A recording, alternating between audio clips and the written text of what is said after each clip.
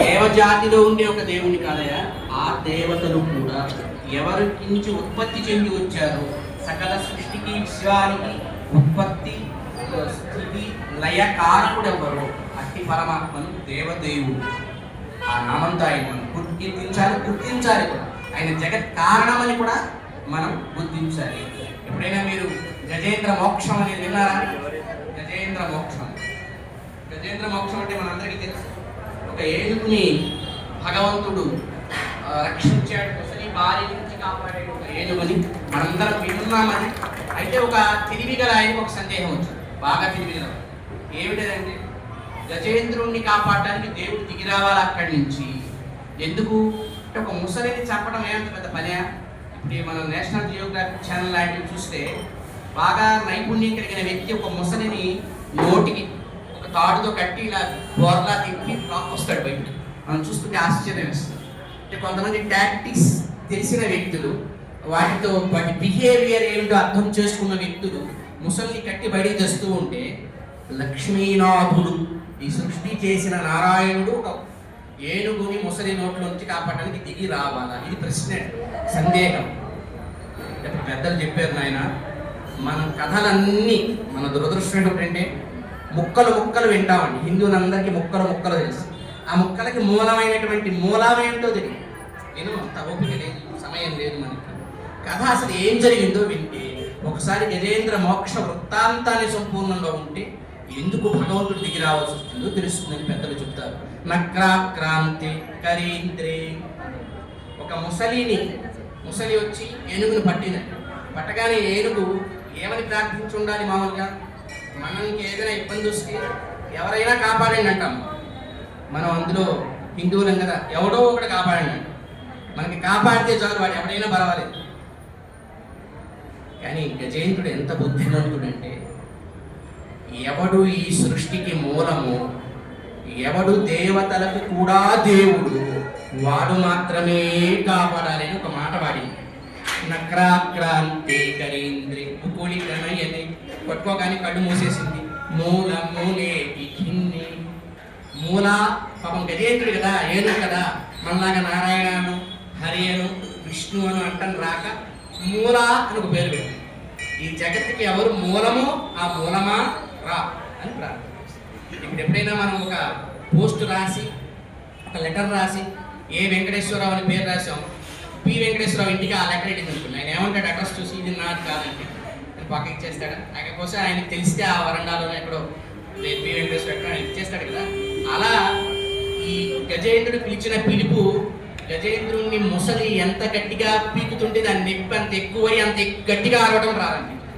కొంచెం నొప్పి చూడు, కొంచెం గట్టిగా మూల అంటే ఇంద్రుడికి విన్నాడు. అది ఇంద్రలోకానికి వెళ్ళి ఇంకొంచెం గట్టిగా నొప్పి వచ్చి మూల అని ఇంకొంచెం గట్టిగా పిలిచి, అంటే దాని నొప్పి పెరిగే కొద్దీ పిలుపు పెరిగింది. కింద నుంచి ఊర్ధ్వలోకం నుంచి అధోలోకముల దాకా అందరూ విన్నారండి. అందరూ అది వచ్చి కనుక anyone can save me అను, ఎవడో ఒకటి వచ్చి కాపాడండి అంటే వచ్చేసేవాడు, ఎవరో ఒకటి వచ్చి కాపాడేవాడు. కానీ అది మూలమే రావాలి అని అడుగుతుంది కదా. మేమెవ్వరం మూలం కాదు. నాహం నచభవతి పునస్తాదృశు మాతృశేషు, మా ఎవ్వరికి మూలం ఉండాల్సిన లక్షణాలు లేవు, మేము కాదు. జగత్తు లోపల ఒక మూలం ఉండేవాళ్ళమే కానీ మేము జగత్తుకి మూలం కాదు అని వాళ్ళందరూ కూడా చేతులు ఎత్తేశారు. పోతన్న గారు కూడా చాలా అందంగా చెప్తారు తెలుగు భాగవతంలో. విశ్వమయుతలేమి వినియూరక ఉంది, అంబుజాసనాదు నడ్డు పడక, విశ్వమయుడు విష్ణుండు భక్తియుతున గడ్డుపడదలంచెను. విశ్వంలోనే అందరూ విన్నారు, కానీ వాళ్ళెవరు విశ్వమయులు కాదు. విశ్వమంతటా వ్యాపించి ఉండే గుణం వాళ్ళే కనుక వాళ్ళంతా చేతులు ఎత్తేస్తే అప్పుడు విశ్వమయుడైన భగవంతుడు వచ్చాడని మనకి గజేంద్ర మోక్షం నిరూపిస్తుంది. గజేంద్ర వృత్తాంతం ఒక్కటి చదివితే వేదానికి సారమేది, వేదం ఏం చెబుతుంది. కనుక ఆ దేవదేవత్వం అనే శబ్దం పరమాత్మకే చెందిన శబ్దం. దాంతో దేవదేవా అని అంటే వీళ్ళకి నా తత్వం అర్థమైందని ఆవా వెన్రా ఎందు అరుళ్, అయ్యో అయ్యో అని పరిగెత్తుతూ వస్తాడట స్వామి. మనం గతంలో కూడా అనుకున్నాం, ఇంత చెట్టుకు అంత గాలి. మనకి ఇంత ప్రేమ ఉంటే ఆయనకి అంత ప్రేమ ఉంటుంది, ఆయన అంతవాడు కాబట్టి మనం కొంచెం ప్రేమతో రెండు మాటలు పలికితే, నామాలు పలికితే పరిగెత్తుతూ స్వామి వస్తాడు. భగవన్ నామానికి ఉండే శక్తి అనన్య సామాన్యమైనది.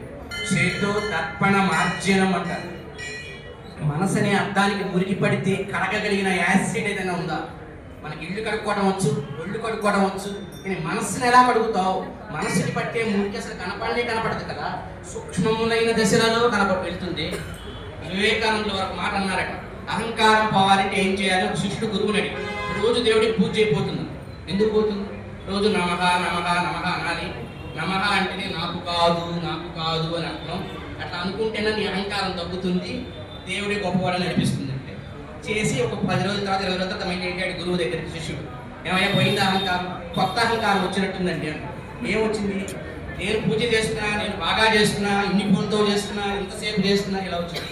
సో అహంకారం చాలా కఠినమైంది, అది రకరకాల రీతుల్లో వస్తూ ఉంటుంది కదా, అది పోదు కదా. మనకి ఆ నమః అనేటువంటి ఇది మనసు లోపల పొలం లోపల ఇంటి ఉంటుంది. ఎలా కడగచ్చు దాన్ని? చేతు దర్పణమార్జన. మనసుని అర్థాన్ని కడగాలంటే కృష్ణ నామస్మరణ అని ఔషధం చెబుతారు. ఆ నామాన్ని స్మరిస్తూ ఉంటే అది కడిగేస్తుంది, నీకు తెలియకుండానే కడిగేస్తుంది. చేతు దర్పణమార్జన భవమహాదావాగ్నిర్వాపణం. ఈ సంసారం అనే పెద్ద అగ్ని జ్వాలని చల్లార్చి శాంతిని కలిగిన నామం శ్రీకృష్ణ నామం. 949 భవమహాదావాగ్ని నిర్వాపణం శ్రేయ కైరవ చంద్రికా వితరణం. మనం చదువుతూ ఉంటే మనకి శుభాలు అనే కలువలని వికసింపజేసే చందమామ వెన్నెలల లాంటిది కృష్ణనామం. చదువుతూ అంటూ ఉంటే ఎన్ని శుభాలు వికసిస్తాయో తెలియదు, ఎన్ని శుభాలు మనకెత్తుతాయో తెలియదు. అట్లాంటి విద్యా వధూ జీవనం. విద్య అనేటువంటి ఒక స్త్రీమూర్తికి ఉత్తమ జీవనాన్ని ఇవ్వగలిగింది, జ్ఞానానికి లక్ష్యాన్ని ఇవ్వగలిగింది కృష్ణనామస్మరణం. ఆనంద అంబుధివర్ధనం. ఆనందం అనే సముద్రం చందమామను చూసినప్పుడు వెన్నెల రాత్రి ఎట్లా పోటెత్తుతుందో అలా పోటెత్తించగలిగే శక్తి ఈ కృష్ణనామంలో ఉంది. ఆనందాంబుధివర్ధనం. ప్రతి పదం పూర్ణ అమృతాస్వాదనం. అమృతాన్ని త్రాగడం కృష్ణనామం అంటే. చివరిగా గొప్ప మాట చెప్తారు, సర్వ ఆత్మస్నపనం. మనం తలస్నానం చేస్తాం కదా, చాలా అలసిపోయాక. ఆత్మ అలసిపోతే ఈ సంసార జనన మరణ చక్రంలో ఆత్మ చేయాల్సిన తలస్నానం కృష్ణనామ సంకీర్తనం. సర్వ ఆత్మస్నపనం. ఆత్మకి స్నపనాన్ని గావిస్తుంది. పరం విజయతే శ్రీకృష్ణ సంకీర్తనం. శిక్షాష్టకం అనే దాంట్లో చైతన్య మహాప్రభువు చెప్తారు చాలా అద్భుతంగా భగవద్ వైభవాన్ని. అట్లాంటి నామాలు పలికితే స్వామి అరుళ్ ప్రేమతో కృపతో వస్తాడు. అమ్మవారు వైభవాన్ని చెప్పింది. భాగవత సాంగత్యం ద్వారా ఆచార్యులను అందుకునే ఒక ప్రక్రియని అమ్మవారు నేర్పుతుంది. మన అదృష్టం కొద్ది 27వ తారీఖు మనకి దగ్గరగా స్వామివారు వస్తున్నారు. ఇక్కడ మనకి 27వ తారీఖు మధ్యాహ్నం 2 గంటల సమయంలో స్వామివారు ఇక్కడ అడ్రస్ కరెక్ట్గా మన వాళ్ళు చెప్తారు. ఒక స్కూల్లో పిల్లలకి అక్షయాభ్యాసం చేయించడం కోసం వాళ్ళు వస్తున్నారు. జీవ గురుకులం అనే చోట. అది 2వ బ్రాంచ్. 2 బ్రాంచ్లు ఉన్నాయి, కొత్త బ్రాంచ్ కూడా ఒకటి ఆరంభించారు. దాని అడ్రస్ బహుశా ఈ ఏమంటారు ఈ Nagar, Aditya Nagar, pure and natural opposite కదా, ప్యూర్ అండ్ న్యాచురల్ ఆపోజిట్లో ఆదిత్య నగర్ అని ఉంది. అక్కడ 27వ తారీఖు మధ్యాహ్నం 2 గంటల సమయంలో అడ్డగుట్ట అంటారు దాన్ని, ప్రగతి నగర్కి వెళ్ళే దారిలో ఉంది. అక్కడ చిన్నారులకి అక్షరాభ్యాసం చేయించడం కోసం వారికి వెయిట్ చేస్తున్నారు. సేవించుకుంటే వారు సేవించుకోవచ్చు. పిల్లలకి అక్షరం అంటే నశించనిది, అక్షరం అంటే నశించేది, అక్షరం అంటే నశించనిది. నశించనిది ఆత్మ, ఆత్మకి సంబంధించిన విజ్ఞానమే విజ్ఞానం. అట్లాంటి ఉత్తమ విలువలతో చదువు ఇవ్వాలని స్వామి ప్రారంభించిన మరొక శాఖ ఇది. ఇక్కడ పిల్లలకి అందిస్తున్నారు. అవకాశం వాడు సేవించుకోవచ్చు. అట్లాగే వారు ఎన్నో రకాలుగా సామాజికమైన వైదికమైన కార్యక్రమాల ద్వారా సమాజ సేవలు ముందుకు సాగుతున్నారు. భగవద్భక్తి ఇందాక అనుకున్నాం కదా, సర్వవ్యాపి అయిన భగవంతుడే ఆయనదైన సమాజానికి సేవ చేసే రూపంలో కూడా పరిణమిల్లాలి. కొంత సమయం దానికి కూడా మన జీవితాల నుంచి వెచ్చించగలగాలి. అట్లా ఆచార్యులు చేసే సేవా కార్యక్రమాలు అవగాహిస్తూ మనమంతా ముందుకి సాగుదాం. వికాస తరంగిణి వారి నేతృత్వంలో ఈ ధనుర్మాస పవిత్ర సమయంలో ఇట్లాంటి గోష్ఠులను ఏర్పరచుకొని, ఈ గోష్ఠి కంటే ఒక శక్తి ఉంటుంది. అయితే ఈ 3 పాసురాల్లో 3 ఆళ్వార్లను నిద్రలేపిందని పెద్దలు చెప్తారు. మొదల ఆళ్వార్లను పిలుస్తారు. వాళ్ళని పొయ్యిగయ్యాళ్వార్, కుదత్తాళ్వార్, పేయాళ్వార్ అని ఆ 3కి పేర్లు. ఒకరిని చిన్నపిల్లగా, ఒకరిని భగవద్భక్తిలో ఉన్మస్తకం పిచ్చి ఆళ్వారుగా, భగవంతుడితో విపరీతమైన కుతూహలం ఒక ఆళ్వారుగా లేపి ఆ ముగ్గురు తిరుకోవళు అనే ఒక దివ్య క్షేత్రంలో కలిశారు. భగవంతుడు వాళ్ళని కలిసేట్టు చేశాడు. ఆ చేసి అక్కడ విపరీతమైన వర్షం పడుతుంది. ఒక చిన్న గుడిసె లాంటిది ఉంది. లోపల ఒక ఆళ్వారు వేయించేసి ఉన్నారు. అలా ఉన్న సమయంలో రెండో వారు తలుపు కొట్టి నేను లోపలికి రావచ్చా అని అడిగితే ఆయన అన్నారట, లోపల ఉన్నాయట ఒక వ్యక్తి పడుకునే ప్రదేశంలో ఇద్దరు కూర్చోవచ్చు రమ్మని. ఇద్దరు వచ్చారు. మరలా ఇంకొక ఆయన తలుపు కొట్టారు. ఆయన లోపల స్థలం ఉందా అంటే ఇద్దరు కూర్చునే సమయంలో ప్లేస్లో ముగ్గురు నిలబడవచ్చు రమ్మని. ముగ్గురు లేచి నిలబడ్డారు. చీకటి. ఆ ముగ్గురి మధ్య తొక్కిసలాట ప్రారంభమైంది. అంటే నాలుగో వ్యక్తి ఎవరో మధ్యలో వచ్చారు. వాళ్ళకి అర్థం అవ్వాల. తలుపు తీసింది ముగ్గురు కోసమే, కానీ నలుగురు ఎవరని ఆ ఆళ్వార్లో అప్పటికప్పుడు ఒకరు జ్ఞానాన్ని ఒత్తి చేసి, ఒకరు భూమండలాన్ని ఒత్తి చేసి ప్రమిద చేసి, ఒకరు భక్తిని ప్రేమని ప్రమిద చేసి ఆజ్యంగా పోసి వాళ్ళు జ్ఞాన దీపాలు వెలిగిస్తే ఆ కాంతిలో వాళ్ళకి ఆ ముగ్గురి మధ్యలో లక్ష్మీనాథుడైన నారాయణుడి దర్శనమైంది. ఆ ముగ్గురు అక్కడికి చేరితే స్వామి వచ్చాడు. పెద్దల పంచి ఒక మాట చెప్పారు, వైష్ణవో వైష్ణవం దృష్ట్వా సాష్టాంగం దండవత్ ప్రణమే. ఎందుకంటే గోష్ఠి ఎక్కడుంటుంది అక్కడ భగవంతుడు. గోష్ఠి అనేది భగవత్ కళ్యాణ గుణములను అనుసంధించేది కదండి.